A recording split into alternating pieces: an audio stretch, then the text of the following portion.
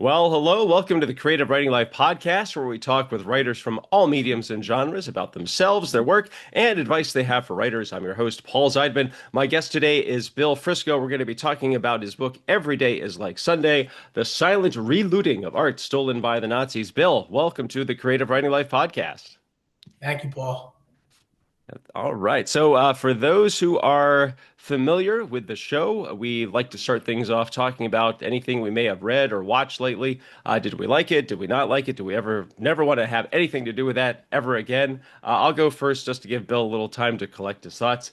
I actually didn't really have a chance to watch much this past week because over the weekend, we finally shot my short film. So that was two really exhausting days. So TV or reading anything was not on my mind whatsoever. So I'm in recuperation mode as I get ready to start gearing up for post-production. But I'm trying to figure out if there's something I want to watch. There's a big list of stuff that's already come out that is on the to get to eventually list, but we'll get to that another time. Bill, what about you? Anything new or exciting or very disappointing on the TV or the movie or the book front?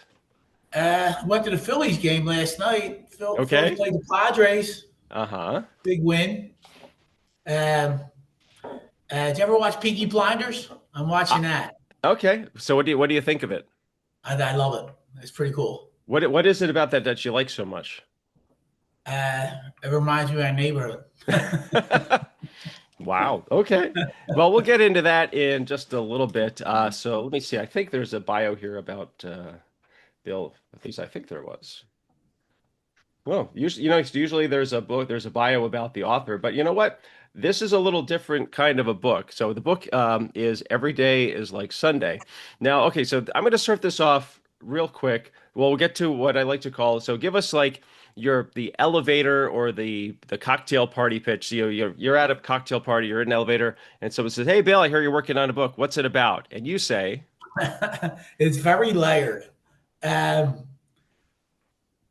Jewish family gets sent to the Dachau prison. One of them survives, and she looks for a little revenge on what they did to her father and her family. hmm And that is the story through the book of how she gets a little bit of her comeuppance, and a little bit of love in there, and there's a whole bunch of other. She meets some guys from Philadelphia, and they kind of help her out with this task. hmm And yeah, it's hard to give it Yeah, well, that I was kind going to of. say it's like it's classified as historical fiction, but as you said, it's got elements. It's got World War II, and it's a lot of the action takes place in the '60s and in the mid '80s. And you've got, as you said, you've got a little romantic element. There's also a big heist element to it, and Yes, yes, suspense slash thriller qualities. So it's got a little of everything just in this compact little book right here. yes, So let's start with a little bit about you. So this is your first book. yes. Okay. So what was the let's call it what was the inspiration for wanting to write this? Uh, well, I don't know how we can tackle this, but I was asked to many years ago.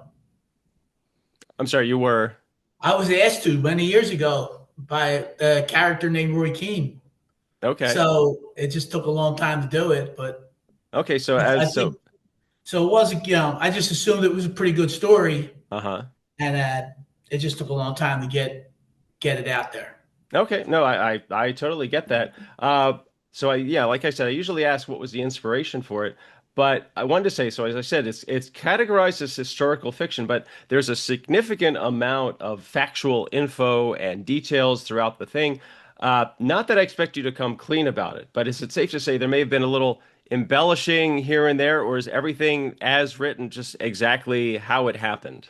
The reason it got labeled historical fiction was um, just because of the crime element, Mm, and I didn't want to get it. I was My lawyer said that you don't want to get tagged with this because mm, I might know more than I put in the book, okay. and I might not. So, but that's why it got labeled that. So I can Okay. always fall back on that if someone comes around and goes, you know, let me have a talk with you down the precinct. Okay. So just to kind of give like a thumbnail summary of the story. So, like I said, there's a lot of jumping around for time periods, but I guess we'd call it maybe the bookend is that it starts in like the early mid 80s at the Jersey Shore, and you meet this neighbor, and he says, "I've got this story to tell," and the story is about, as you said, this family in Germany. Uh, as the Nazis are coming to power, and there's stolen art, and the woman's family, uh, you know, gets sent to one of the camps, and she makes it out.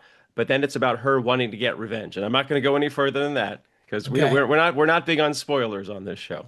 But safe to say that the guy who is telling you this story, he's heavily involved with the revenge part of this story. Yes. So, I guess the big question is that so this all happened in like I said the mid 80s. So, what was I guess what was the impetus for you to say, okay, I'm going to sit down and put all this to paper. I'm going to, he told me this story. I've got all these notebooks and I'm going to sit down, I'm going to tell the book version of this story. So what was it that made you say, okay, I'm going to finally do this now? COVID. Good reason. It slowed us down a little bit. Not Hmm. that much, but it slowed us down a little bit. And yeah, that's how I had some time. Okay. Yeah.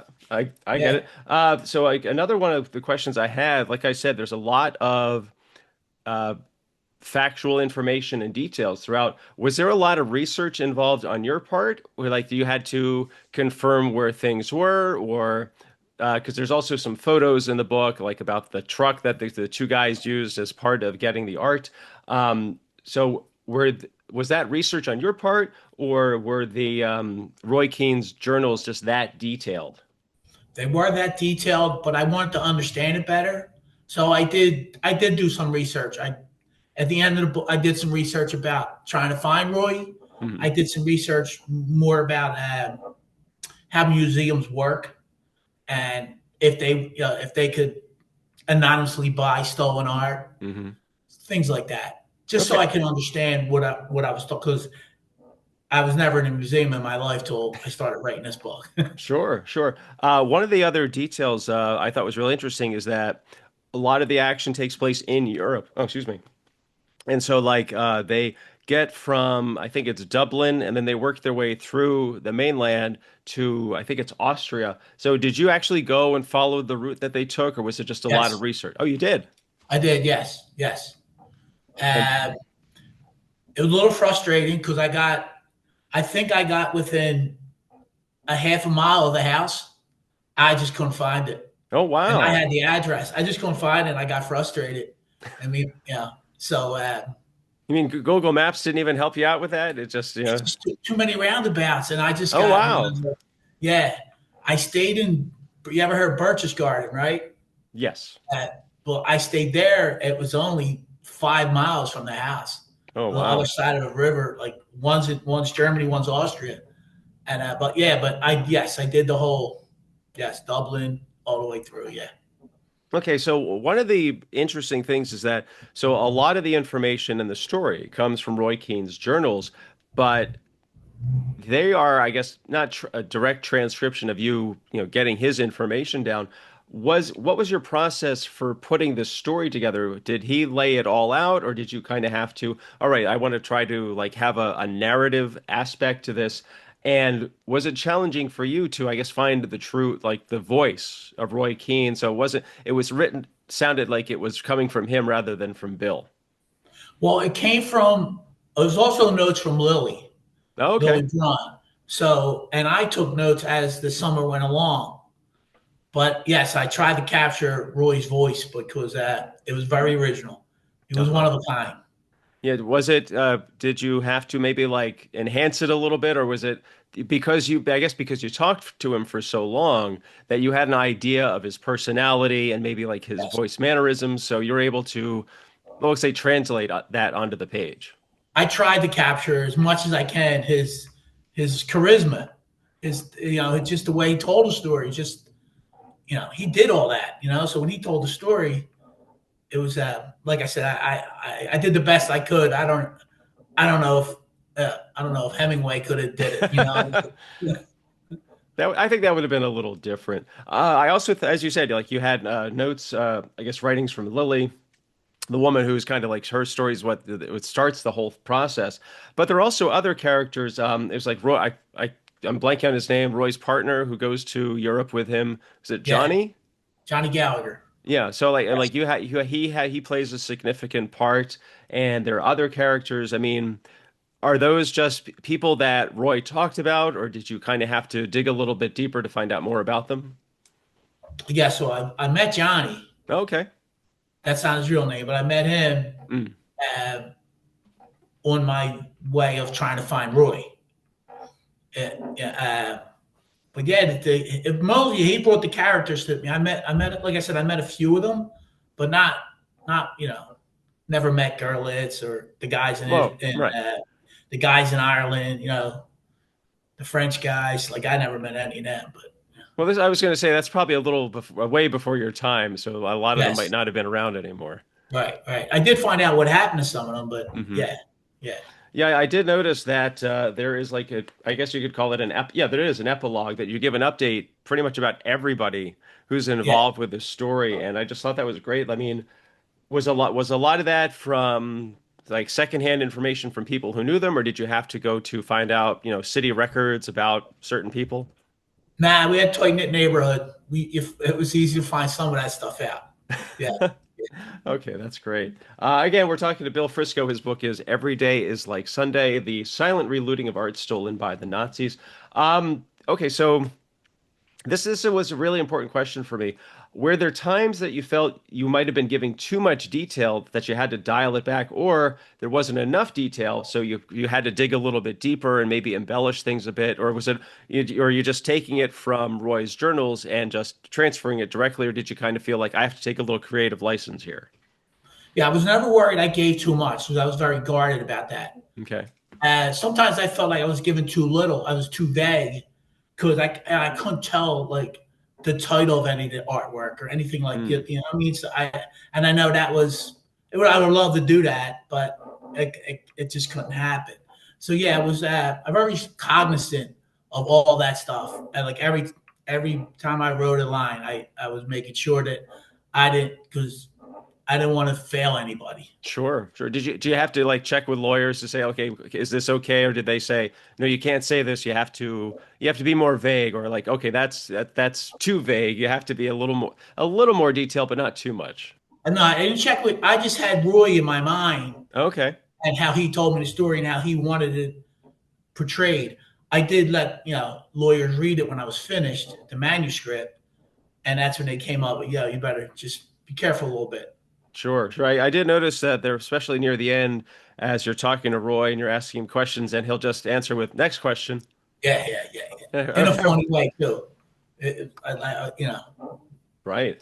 One of a Uh, kind. s- one of the things I also want to ask you is so that a lot of times, especially in fiction, that the writer may get sidetracked or and veer off towards a new plot line or an ending. Was it different for you because you already knew how things played out and you knew how it ended? That did you ever feel like I need to do a little bit more here, or again, does it all coming back to the journals? I actually didn't know how it was ending. I knew how it ended with Roy, but then Oh, okay. when in the very end of the book when I found John Gallagher and he told me a whole different thing that about the ending Hmm. that I don't want to go into details about it because I think it was a pretty good ending. But so I only knew what Roy told me until I started investigating Okay. and found the other, a lot of the other stuff out that I put in the book that I think enhanced the ending because you didn't see it coming. Right, right. Did you have to go back and change anything based on what No, Roy I had say said, that. based on No, what I didn't Johnny had said? change. No, I didn't change anything that Roy told me up to I think it was chapter 19, and then after that, what I was told, I kept but I didn't change nothing because that was Roy's story. Okay, well, the next question was about the epilogue, but we kind of already covered that about you have an update about almost all the characters and the supporting characters, and you already said that you got a lot of that directly from people or a little bit of research, so that's Yeah, great. and the neighborhoods too that Hmm. the story came from. the epilogue because they've changed drastically. Some of the Wow. neighborhoods. Yeah. Sure, sure. Okay, so this is kind of about organizing the story from a storytelling perspective, I guess. So there are two timelines. There's post World War II into the early 60s, and the Jersey Shore 1985. Did you have any trouble organizing we'll call it the storytelling details of each, or did the journals really kind of help guide the way? I wrote the whole story, and then for some reason, I guess maybe all writers have a second, third thoughts. Hmm. Then I started writing the whole story again in through Roy's eyes. And Okay. it only got me through a chapter, and I was like, nah, I think I'm going to stick with what I have. And and I did change some of the chapters around. I Hmm. thought it made it seem a little smoother uh, instead of going up and down and stuff. So yeah, that was a little. Since it was my first time, I was like, but I read a lot. So I mean that helped things too. I think. Sure, sure. The big question is that, as you said, you live in the neighborhood where Roy and Johnny were, before your time. What has the reaction been to the book? I mean, after people read it, do they say, "Oh yeah, I knew Roy," or I knew Johnny, like, "Oh yeah, I knew the guys they went around with." Yeah. I'm still a little tight-lipped on who they were, but Okay. people always, but it never, the week don't go by till someone guesses who they are, Oh, okay. and I just laugh or I smile, never telling them. And some people know, enough people know, Sure, sure. because it's a small neighborhood, and not everybody were, you know, criminals, so Right, they right. knew, but people my age, I know this guy. I just had a funeral the other night, and they were, yeah, that's, and I said, and I just smile. I don't tell them no, I don't tell them yet. Okay. Yeah, actually, what's great is that I've had writers on before that their story takes place in a certain city or a certain location, and they're able to, I guess, make that location of the story almost a character unto itself. So, like Mm-hmm. in this case, like Philadelphia or the Fishtown neighborhood really plays a part of that. I mean, you have the benefit that you grew up there and you live there. So your combination or the combination of your experience there, but also Roy's stories that are there take place there, how was it for you to incorporate that Fishtown element into the story? I loved my neighborhood growing up. Nobody else did. No outsiders did. Sure. I mean, but we all did. Like abandoned houses and abandoned cars and factories, and now it's gentrified and it's a little Hmm. different. But uh, so I love telling the story. I'm glad it happened in my neighborhood, and I was happy to tell the story about my neighborhood. Okay, Yes. that's great. That's great. So I guess the big follow-up question is, okay, so every day is like Sunday. It's your first book. Do you have any plans for a second book? I mean, not necessarily a sequel or anything connected, but do you have anything else in the works? Yes, I do. I didn't think I would. Okay. And even in the book, I thought this would be my first one. But someone has contacted me after reading this. Someone very, very important to the story, Okay. and it's it's going to make writing another one pretty easy. I Okay. think. Okay. I Well, didn't it's start yet, okay. but Oh, you haven't started. Okay, I was going to say that before you had the benefit of COVID, so you had a lot of free time, spare time to work on it.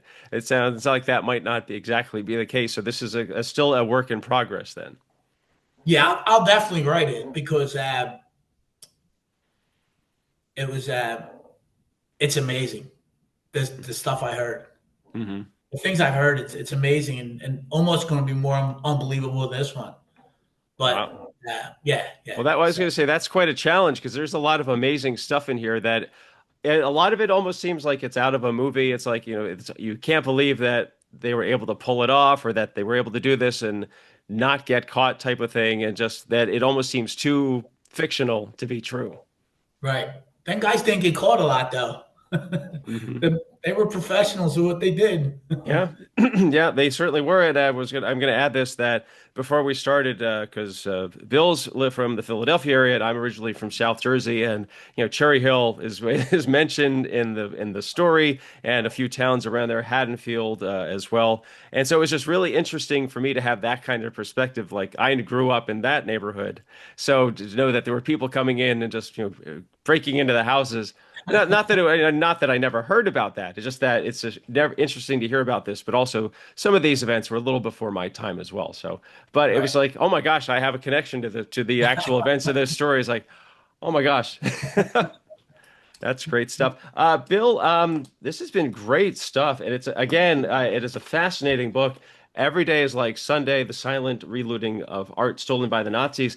It's got a whole lot of everything, like we discussed. It's got history, it's got suspense, it's a heist story, a little romance, comedy, and to a certain extent in some parts. Yeah. So it really does have a little bit of everything. And since we're in summer, it's a great beach read, if you want to call it that. Yeah. So Bill, where can people find out more about you? I mean, do you have social media, or do you have a website? I wish I did, but no, I don't have any of that. Okay. which makes this harder a little bit. Well, I okay. keep So saying I'm people, going to but make where can people get the book? We'll start with that. Amazon for now. I tried to get it in some bookstores too, but Hmm. uh, I haven't been too successful with that. But so Okay. really, Amazon's is where I guess all the books are getting. You know, Okay. Well, I guess the big follow-up question is that if you were able to get into the bookstores, what section would you want it to be in? Because again, there's so many possibilities. put it right next to the cashier. Put it right there, so everyone can grab it. Okay. I like history myself, but that's me. Yeah, me too. I like a lot of the time periods that the story is takes place in. Yeah. So again, we've been talking to Bill Frisco about his book "Every Day Is Like Sunday: The Silent Relooting Art Stolen by the Nazis." Bill, thank you so much for being here. It's a great book, and it's been a fascinating conversation. Thank you, Paul. I appreciate it very much. No, my pleasure. And viewers and listeners, if you enjoyed today's show, please hit like. Feel free to leave a comment and subscribe. For my social media, you can check out my screenwriting blog at maximumz.blog. Still on Twitter at maximum_Z. For Blue Sky and Instagram, it's at Pez Screenwriting. And this show, you can find it on Twitter at Podcast CWL and also on Blue Sky at Podcast CWL. I'm on Amazon too with my screenwriting books. Go ahead and ask. Feel free to give those a purchase. Like I said, that's Bill. I'm Paul. This has been the Creative Writing Life podcast. Thanks for listening. Stay safe, stay healthy, and most importantly, go write something.